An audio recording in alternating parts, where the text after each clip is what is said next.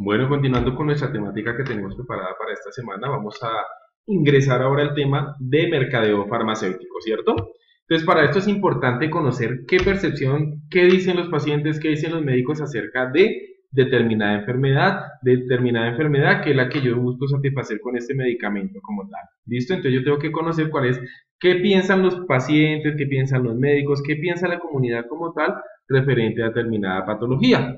Entonces es importante preguntarnos lo mismo que nos preguntamos al momento de pensar o responder al momento de que era una visita médica, lo que buscaba o lo que se quería que ese médico conociera. Entonces es importante saber el cómo, quién, cuándo, dónde, ¿cierto? Cómo se puede adquirir la enfermedad, a quién le puedo preguntar, cuándo puedo adquirir determinado medicamento o cuándo se adquiere una determinada enfermedad o patología, dónde se puede adquirir un medicamento o cuáles son los factores o circunstancias que ocasionaron que una patología aparezca.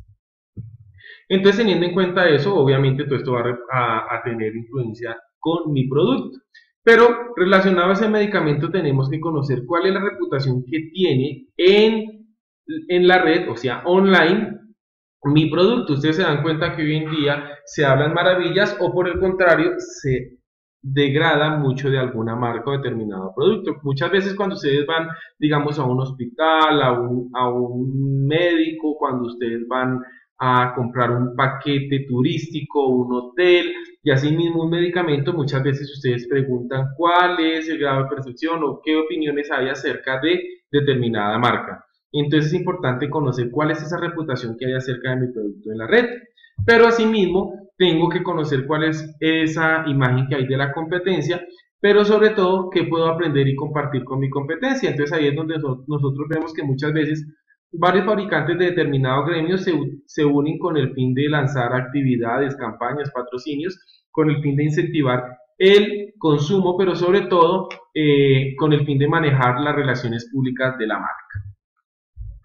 Ojo, en el momento de hacer el marketing farmacéutico es importante analizar el PODA, DOPA, PADO, como lo quieras llamar, el PODA por programación neurolingüística, donde analizamos las fortalezas, las oportunidades, las debilidades y las amenazas de ese medicamento o dispositivo médico que estamos lanzando en el mercado, que estamos atendiendo en el mercado, que estamos ofreciendo a clientes y consumidores. Todo encaminado, obviamente, a lograr ese posicionamiento. Nuevamente ratifico y hago énfasis acerca de la definición, ese lugar que ocupa mi producto en la mente de clientes o consumidores. ¿Quiénes son esos clientes o consumidores? Obviamente, ese cliente, ese consumidor como tal, nos referimos a ese target, a ese público objetivo, a ese mercado meta, a ese grupo de personas o empresas, porque recuerden que muchas veces nuestro cliente, nuestro consumidor, no puede ser solo empresas también, o solo personas, pueden ser tanto personas como empresas. Entonces cuando hablamos de este target nos referimos a ese público objetivo, a ese grupo que tiene una serie de características semejantes, ¿se acuerdan cuando hablábamos de segmentación? Y obviamente que tienen una necesidad por satisfacer, con el fin de establecer cuál es ese plan de comunicación que yo voy a utilizar de manera interna y externa. La comunicación interna hace referencia a todos los grupos o públicos de manera interna que hay dentro de mi organización, las diferentes dependencias que hacen parte de la empresa y con la cual debo tener también muy buenas relaciones para la agilización de los procesos que hay, administrativos, financieros, comerciales o de producción. Mientras que también tengo que analizar cuál es el plan de comunicación que voy a hacer con ese cliente, con ese consumidor, ¿cierto? Con el fin de incentivar, con el fin de lograr los objetivos corporativos que se han trazado dentro de la organización. Obviamente, mirando, estableciendo estrategias que permitan romper las barreras que de pronto se pueden presentar al momento de querer lanzar ese producto al mercado. ¿Barreras como cuál? No, señores, que yo no puedo comprar ese medicamento porque yo no conozco este laboratorio. No, señor, lo que pasa es que el precio está muy alto. Entonces estamos hablando un poco acerca de las objeciones que se van a presentar al momento de hacer la parte de comercialización e inclusive aquellas barreras que pueden aparecer, inclusive todo lo relacionado con normatividad que en algún momento puede perjudicar el proceso de comercialización de determinado producto. Asimismo, tengo que establecer cuál es ese material publicitario que yo voy a utilizar, pero no solamente el material publicitario, sino las demás estrategias. Recordemos que acabamos de ver una, como la visita médica, con el fin de lograr dicho posicionamiento, con el fin de lograr esos objetivos de marketing que se ha trazado determinado laboratorio para el cumplimiento de los objetivos corporativos. Entonces, para finalizar este tema, les voy a plantear el siguiente ejercicio. Imagine que usted es dueño de una farmacia en la que se han bajado las ventas en el último mes, debido a que en unas cuadras aledañas han inaugurado como una farmacia más grande y asociada a una cadena. Formule una estrategia y 3 tácticas. Recuerde que la estrategia es a donde quiero llegar y la táctica lo que vas a hacer para cumplir esa estrategia, ¿cierto? A seguir para el mejoramiento de las ventas y la rotación de productos. Entonces los voy a dejar pensando un poquitico acerca a que si ustedes fueran los dueños de una farmacia, ¿qué harían con el fin de a defenderse de ese ataque de la competencia, que es la creación de una farmacia más grande y de pronto muchas veces con mejores precios al estar asociada a una cadena? Entonces van a formular una estrategia y así mismo van a plantear para esta estrategia 3 tácticas. ¿Listo? Eso les queda de tareita para que lo hagan en sus casas. No es para subir, no es para entregar, pero de todas maneras para que piensen qué se les ocurriría y qué harían para lograrlo, señores estrategas. Ahora los dejo con compañía del profesor Benjamín, que nos hablará y dará inicio a nuestra tercera unidad, que habla sobre gestión de ventas de medicamentos y dispositivos médicos. Muy bien, profesor Juan Carlos. Entonces, el propósito de esta unidad es realizar gestión de ventas de medicamentos y dispositivos médicos en instituciones de salud y establecimientos farmacéuticos, aplicar estrategias de comercialización de medicamentos y dispositivos médicos con criterios éticos. ¿Cuáles son los criterios de evaluación que se tienen en cuenta? Conozca las políticas de compra y venta de algunos establecimientos farmacéuticos. Planee ventas de productos específicos de acuerdo a las políticas de una institución definida. Identifique la importancia de la presentación personal, fluidez verbal y comunicación en un vendedor de productos farmacéuticos y dispositivos médicos.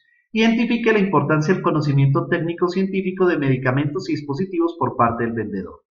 Defina acciones que demuestran responsabilidad frente al bienestar social y una postura crítica sobre dilemas éticos de la comercialización de medicamentos y dispositivos médicos. Identifique tácticas de comercialización. Analice las tácticas de comercialización atendiendo a principios éticos. Propone tácticas de comercialización acordes con el plan de mercadeo atendiendo a principios éticos.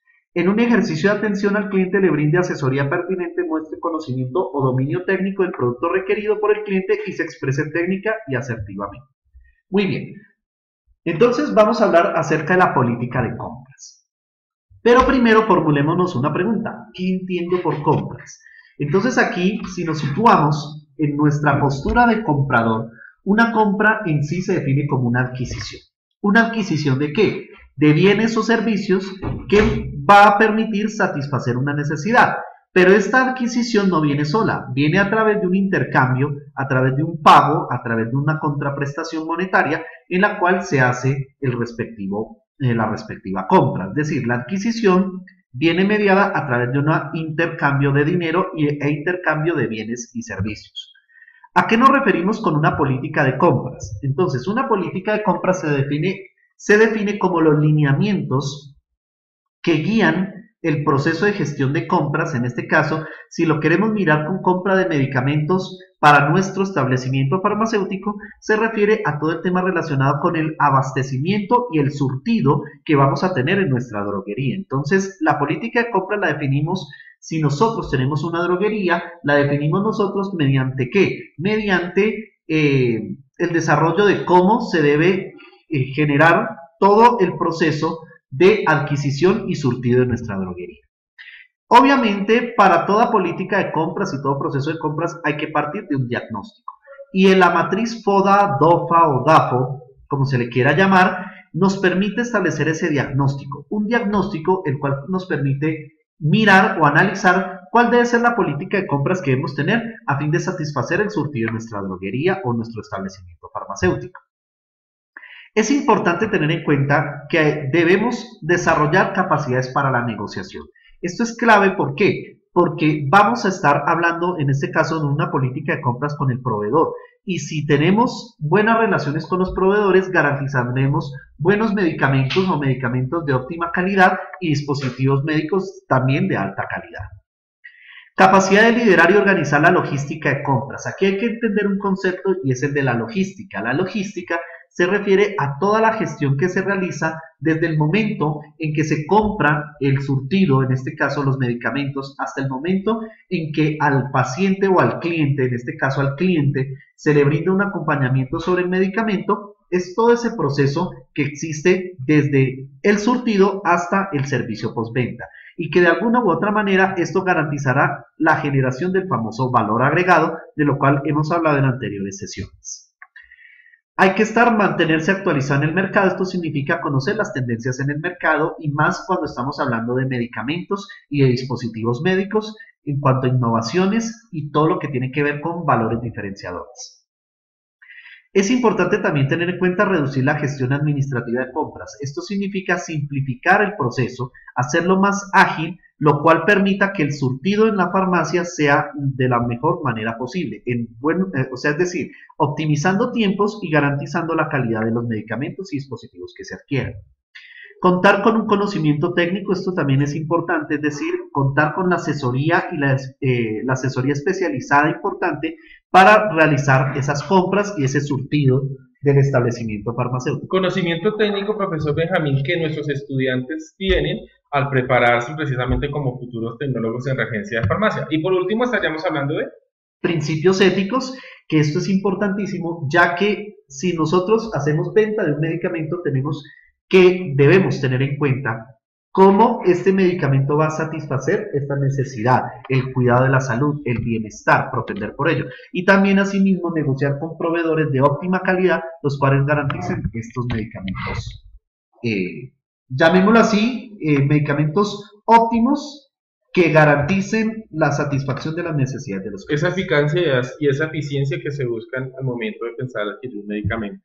Bueno, aquí vamos también a colocar en el trabajo de esta semana, unos videos relacionados con política de compras, que se utiliza una campaña que hizo Greenpeace, y también un video un poco más lúdico acerca de cómo sería un proceso de compras comparado con cómo sería el proceso para conseguir novio. De manera lúdica lo explican un poquito de una forma más didáctica. Bueno, estimados estudiantes, antes de irnos con nuestra sección, recordemos, les quiero recordar que hoy se abre nuestro segundo parcial. Recuerden que se abre nuestro segundo parcial, ustedes deben haber visto todo este material y posteriormente haber repasado todo lo que hemos visto con anterioridad y así ingresar y presentar este cuestionario. Recuerden que solamente tenemos una semana para presentarlo, así que mucho ánimo y mucha dedicación. Es hora de poner a prueba tus conocimientos. Entonces, los invito a que ustedes enumeren las características que debe tener un profesional de compras. ¿Cuáles pensarían entonces ustedes? Bueno, la primera, capacidad para negociar. Segunda, capacidad de liderar y organizar. Tercera, mantenerse actualizado. Cuarto, seleccionar proveedores. Quinto, reducir gestión administrativa. Sexto, contar con conocimientos técnicos y obviamente no dejar de lado, y por eso lo mencionamos en el séptimo elemento, los principios éticos. Bueno, no queda más sino invitarlos nuevamente a que desarrollen su parcial número 2 y que cualquier duda que tengan estaremos atentos a colaborarles. Hasta la próxima.